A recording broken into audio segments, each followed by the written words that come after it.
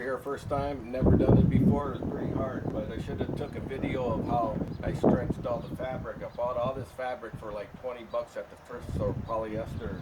Problem was is all that stuff from China. I couldn't get a tarp big enough to wrap because I wanted the tarp high in the back, and all the tarps they have, I have to fucking lower this all the way down to here. And I wanted to have space in there, so I created this PVC piping rack in here to hold the tarp up high. That way if I ever have to get in and get some tackle or whatever, to store it all in here, I can at least crawl in here, because before I had it really low, it was too hard to get in. So I had to make my own tarp. There was no way to do it. So I sewed all the fabric together in squares and I stretched it down. And then in the front, I stretched all this fabric down and tied it in knots and pulled it all the way down. I got it tight here, right? So once you get everything pretty tight, I didn't have any fabric left over, but I took, after that, I wrapped it here to the straight part and I pulled it all the way across, right? Tight. So you pull it as tight as you can, and once you get it up there, then what you want to do is you want to, once you get it stretched, then you want to just pin it in strategic parts. You know, maybe one here, and a couple, and then a little bit closer over here, because over here you get, in the front here, you get a lot more fabric fucking twisting. So, and then I have to put this foam up here just for protecting for right now. And then, so I thought it was going to be real easy, but I put the strap here and I pinned it on.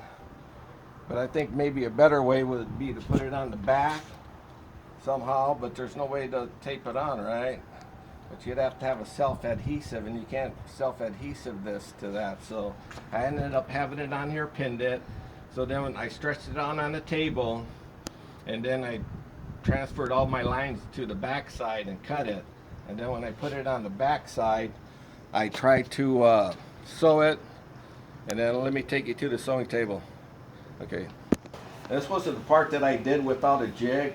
Some of it came out pretty good, but you can see how it kind of messed up a little bit, because as you put it through, you have to kind of like stretch it and then run it through, right? And it's pretty hard.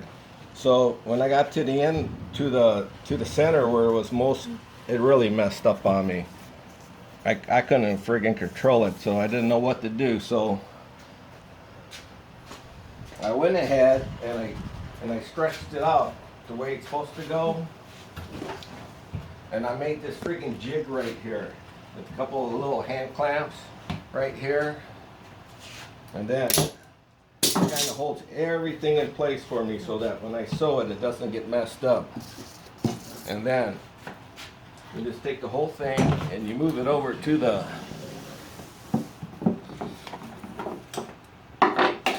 table, and you get it in, clamp it down, and then you can start sewing, and you slide it all the way down. And what I usually do is I left this one loose, right, so that when I get close to the thing, I can at least pivot it and then reclamp it.